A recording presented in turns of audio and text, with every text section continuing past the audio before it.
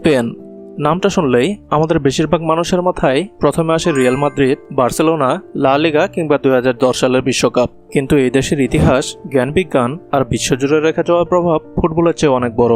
আজ যাকে আমরা আধুনিক ইউরোপের অন্যতম দেশ হিসেবে চিনি, সে স্পেনই এক সময় প্রায় 800 বছর মুসলিম শাসনের অধীনে ছিল।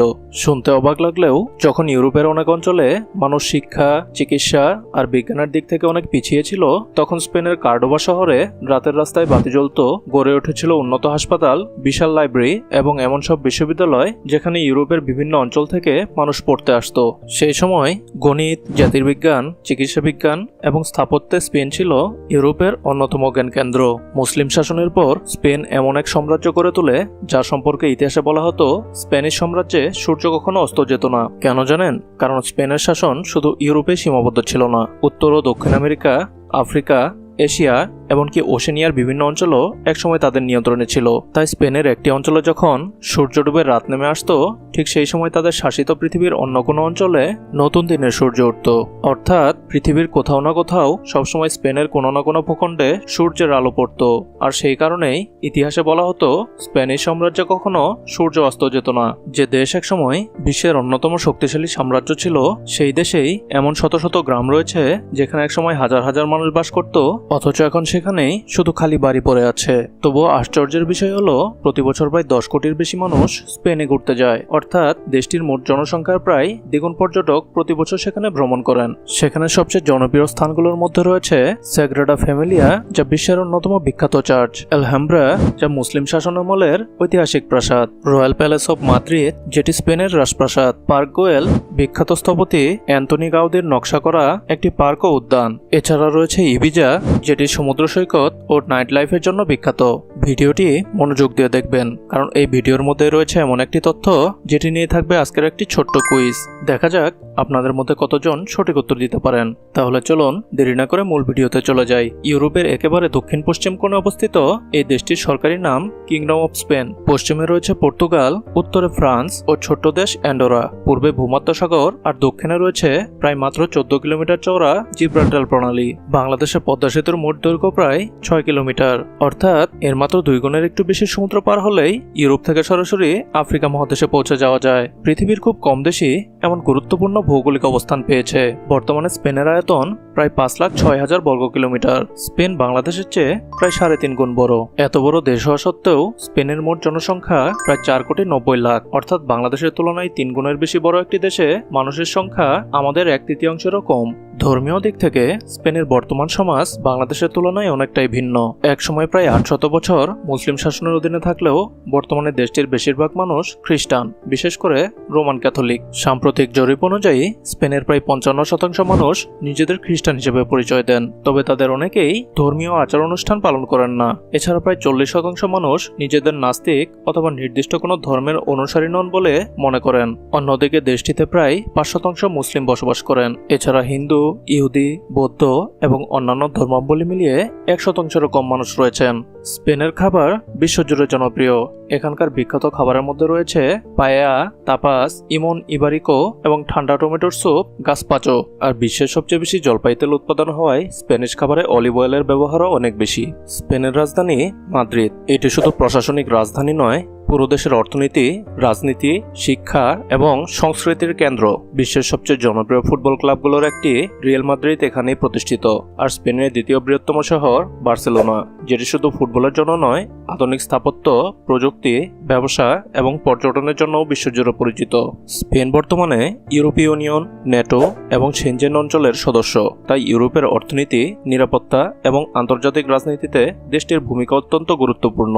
আরেকটি মজার বিষয় হলো, স্পেন একটি রাজতান্ত্রিক দেশ, অর্থাৎ এখানে একজন রাজা আছেন। তবে বাংলাদেশের মতো এখানেও দৈনন্দিন রাষ্ট্র পরিচালনা করেন নির্বাচিত প্রধানমন্ত্রী এবং সংসদ। রাজা মূলত রাষ্ট্রের সাংবিধানিক প্রধান। কেউ যদি মনে করেন স্পেনের সবাই শুধু পর্যটন থেকে আসে, তাহলে তিনি ভুল ভাবছেন। তবে পর্যটন হলো স্পেনের অর্থনীতির অন্যতম বড় শক্তি। প্রতি বছর বিশ্বের প্রায় 10 কোটি মানুষ শুধু এই দেশটি ঘুরে দেখতে আসে। ভাবুন একবার, বাংলাদেশের পুরো জনসংখ্যার অর্ধেকেরও বেশি মানুষ যদি বছরে শুধু কক্সবাজার ঘুরতে আসতো, তাহলে আমাদের অর্থনীতিতে শুরুতে কি বিশাল পরিবর্তন হতো। স্পেনের ক্ষেত্রে পর্যটন ঠিক তেমনই একটি আয়ের বড় উৎস। তবে এর পাশাপাশি স্পেনের রয়েছে শক্তিশালী অটোমোবাইল শিল্প, ওষুধ শিল্প, কৃষি, নবায়নযোগ্য জ্বালানি, প্রযুক্তি এবং খাদ্য রপ্তানি খাত। বিশ্বের নামকরা অনেক গাড়ি এই দেশেই তৈরি হয়। আবার বিশ্বের সবচেয়ে বড় জলপাই তেল উৎপাদনকারী দেশ স্পেন। পৃথিবীতে ব্যবহৃত জলপাই তেলের একটি বড় অংশ আসে এখান থেকেই। এবার আসি সাধারণ মানুষের আয়ের কথায়। স্পেনের সরকারি মুদ্রার নাম ইউরো। বর্তমানে স্প্যানিশ নাগরিকের বার্ষিক মাথাপিছু আয় প্রায় 35 থেকে 38,000 মার্কিন ডলারের কাছাকাছি। বাংলাদেশি টাকায় এটি হিসাব করলে এটি বছরে প্রায় 40 থেকে 45 লাখ টাকারও বেশি। তবে এখানে একটি বিষয় মনে রাখা জরুরি। এর অর্থ এই নয় যে স্পেনের প্রতিটি মানুষ বছরে 40 থেকে 45 লাখ টাকা আয় করতে পারেন। মাথাপিছু আয় হলো দেশের মোট আয়কে মোট জনসংখ্যা দিয়ে ভাগ করলে যে গড় সংখ্যা পাওয়া যায় সেটি। কেউ এর চেয়ে অনেক বেশি আয় করেন, আবার কেউ এর চেয়ে কম। স্পেনের সবচেয়ে বড় সমস্যা হলো কম জন্মহার। অনেক তরুণ তরুণী এখন আগের মতো বেশি সন্তান নিচ্ছেন না, ফলে নতুন প্রজন্মের সংখ্যা ধীরে ধীরে কমছে আর বৃদ্ধ মানুষের সংখ্যা বাড়ছে। ভবিষ্যতে কর্মক্ষম মানুষের সংখ্যা কমে গেলে অর্থনীতির উপরও এর প্রভাব পড়তে পারে। আর এ কারণেই আজ স্পেনের অনেক শহর ও শিল্প কারখানায় বিদেশি কর্মীদের সংখ্যা দিন দিন বাড়ছে। অর্থাৎ একসময় যে দেশ বিশ্বের বিভিন্ন অঞ্চলে মানুষ পাঠাতো, আজ সেই দেশই নিজের অর্থনীতি সচল রাখতে বাইরের দেশ থেকে কর্মী নিচ্ছে। স্পেনে এমন অনেক গ্রাম রয়েছে যেখানে পুরো গ্রামের বাসিন্দা 50 জনেরও কম। আবার কোথাও কোথাও কয়েক কিলোমিটার ঘুরলেও একজন মানুষের দেখা পাওয়া যায় না। স্পেন সম্পর্কে এমন আরো অনেক প্রশ্ন রয়েছে যেগুলো বিশেষ করে বাংলাদেশের মানুষের মনে বারবার আসে। স্পেনে কি বাংলাদেশিদের কাজের সুযোগ আছে? মুসলিম হিসেবে কি সেখানে স্বাভাবিক জীবনযাপন করা যায়? চলুন খুব সংক্ষেপে এর উত্তরগুলো জেনে নেওয়া যাক। প্রথমেই কাজের কথা। বর্তমানে স্পেনে হাজার হাজার বাংলাদেশি বসবাস করছেন। তাদের অনেকে রেস্টুরেন্ট, নির্মাণ কাজ, কৃষি, গুদাম, ডেলিভারি, পরিষেবা খাত এবং ছোট ব্যবসার কাজ করছেন। তবে একটি বিষয় মনে রাখতে হবে, স্পেনে কাজের সুযোগ আছে কিন্তু সহজে নয়। বৈধ ভিসা, কাজের অনুমতি এবং বিশেষ করে স্প্যানিশ ভাষা জানলে কাজের সুযোগ অনেক বেড়ে যায়। শুধু ইংরেজি জানলেই সব জায়গায় কাজ পাওয়া যায় না। আর মুসলিম হিসেবে জীবনযাপনের কথা যদি বলেন তাহলে উত্তর হলো হ্যাঁ, সম্ভব। বর্তমানে স্পেনে লাখ লাখ মুসলিম বসবাস করেন। মাদ্রিদ, বার্সেলোনা, ভ্যালেন্সিয়া, সেভিল সহ বড় শহরগুলোতে রয়েছে মসজিদ, ইসলামিক সেন্টার, হালাল রেস্টুরেন্ট এবং হালাল খাবারের দোকান। রমজান, ঈদ বা জুমার নামাজ পালনও অনেক মুসলিম স্বাভাবিকভাবেই করেন। তবে ছোট শহর বা গ্রামে এসব সুবিধা বড় শহরের মতো সহজলভ্য নাও হতে পারে। এবার আসি সামাজিক জীবনের কথায়। বাংলাদেশের তুলনায় স্পেনে ব্যক্তিগত স্বাধীনতার গুরুত্ব অনেক বেশি। নারী পুরুষ একসঙ্গে পড়াশোনা করা, অফিসে কাজ করা, বন্ধুদের সঙ্গে ক্যাফেতে আড্ডা দেওয়া কিংবা ভ্রমণ করা সেখানে খুবই স্বাভাবিক একটি ব্যাপার। অনেকে বিয়ের আগেও একসঙ্গে সম্পর্কে থাকেন। বাংলাদেশের সামাজিক সংস্কৃতির সঙ্গে এর পার্থক্য রয়েছে। তাই নতুন কেউ সেখানে গেলে